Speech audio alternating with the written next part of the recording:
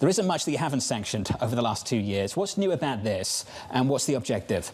Important to remember that our objective remains the same, going after Russia's military-industrialized complex and their ability to earn money to prop up their economy and buy the goods they need to fight the war they want. What we're doing today is we are furthering those actions by going after companies in Russia that are helping to build military equipment. Today, Russia is running a wartime economy. Factories that used to produce goods for Russian civilians now are producing military equipment. We're sanctioning those companies, but we're also going after the companies that supply them in third countries in order to make clear to companies in third countries that you have a choice. You can do business with Russia and their military-industrialized complex, or you can do business with the United States and our allies and partners who are joining us in this effort. What's India's answer to that right now?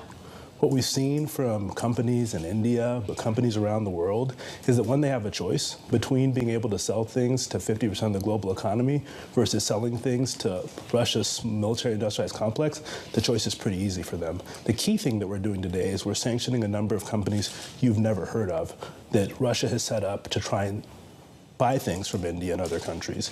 And by sanctioning those companies, we put them on the radar of companies in India and in countries around the world, and they know that they can no longer do business with them. When you look at the Russian economy, though, the IMF has upgraded their growth forecast for it. Sanctions haven't worked in the sense that the ruble has not been brought to rubble, as President Biden promised. Have sanctions worked, or they've just created new markets? So it's important for us to remember what our objectives are with sanctions. They're to do two things: reduce Russia's revenues and put sand in the gears of the military-industrialized complex. Russia's revenues from selling oil, their most important product, down 40% because of the price cap and the sanctions that we've put in place, and we've promised to do more. Russia's expenses for their military are up 70%. Your viewers, they run companies, they invest. Any company where the expenses are up 70%, revenues are down 40%, is not an investable economy. Russia's GDP is up, you're right, because they're spending more, but so is inflation, and so are interest rates, and over time, that leads to a formula of a country getting smaller and weaker, not stronger.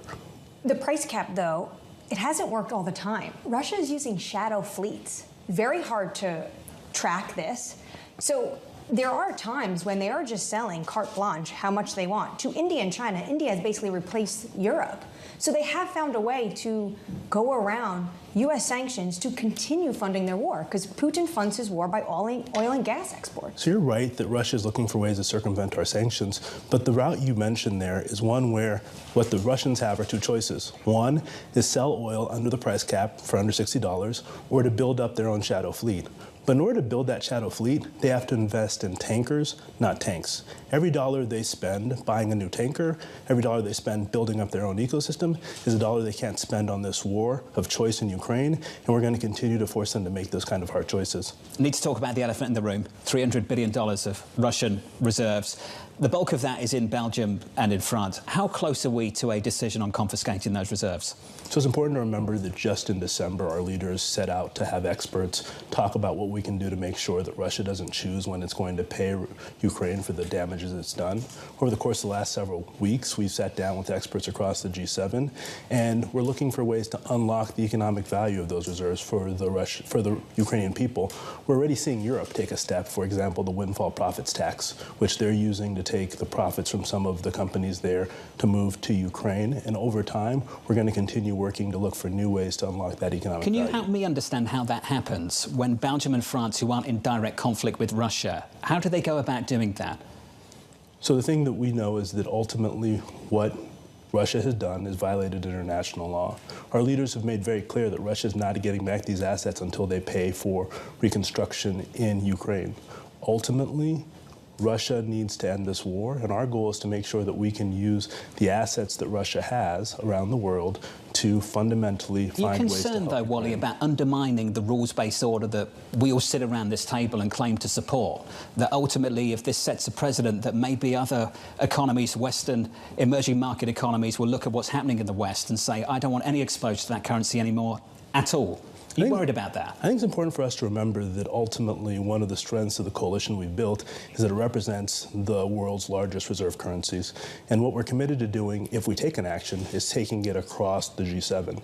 Fundamentally, we do think that Russia has a legal obligation to compensate Ukraine for the damage that they've done. We have to remember that Russia is the one who violated that rules-based order by invading Ukraine. And ultimately, every action we will take will be in keeping with international law, will be in keeping with making sure that Ukraine is able to be a functioning democracy. Our goal here is to use sanctions and use our economic tools to slow down Russia. But ultimately, in order to speed up Ukraine, they need money. That's why the president's focus on getting Congress to act. That's why we're thinking about ways that we can use Russian assets, the economic value of Russian assets to support the Ukrainian people. Because ultimately what we have to do is ensure that Russia learns the important lesson that you can't violate the rules-based order and get away with it. Deputy Secretary, there's one space in the Russian economy that actually, though, has been a little bit safe, and that's the metals market. Why are you not going after nickel and aluminum? I would wait for a few minutes when we announce our sanctions, and you'll see that we're going after a number of revenue sources. And what I want to make clear to Russia is that as long as their invasion continues, we're going to continue to go after their revenue sources and also after their military-industrialized complex. Well, you can't teach that without telling us, so you're going after nickel and aluminum. I'm not going to preview the exact sanctions that we're doing, but I will say that for, then, Deputy? what I will say, the market thinks you're going after nickel and aluminum. Is the market right? What I will say is that we are going after the sectors of the economy that help Russia earn revenue.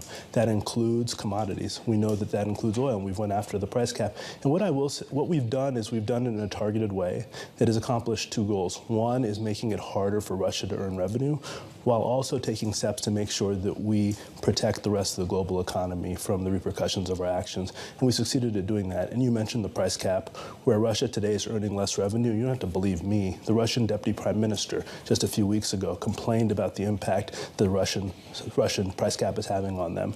Ultimately, our goal is to make that impact greater over time by taking these actions, while also stabilizing markets and making sure that global prices don't rise. In the same breath, Alexander Novak is also talking about the fact that they're able to get an entrance into India. India has basically replaced Europe for them. They're still making a ton of money. And I guess my point is, until the U.S. is willing to take on the repercussions of what it would mean for their economies, should we just expect this war to continue? No, you've got to look at what the Ukrainians have been able to do. Ultimately, 2 years ago, when we were sitting here, Russia thought they would take the Ukrainian capital in days and take the whole country in weeks. Ukraine has demonstrated to us that they have the ability to defeat the Russians, but they need two things. One is what we're doing with sanctions and export controls to slow down the Russians, but they also need money in order to make sure that they have the weapons they need to defend themselves. And that's why it's so critical that Congress act to give them the weapons they need to move forward, because we've seen throughout history, we know how to defeat tyrants, but that requires us to take actions that we're doing with sanctions, but also the actions in terms of providing them with financial resources.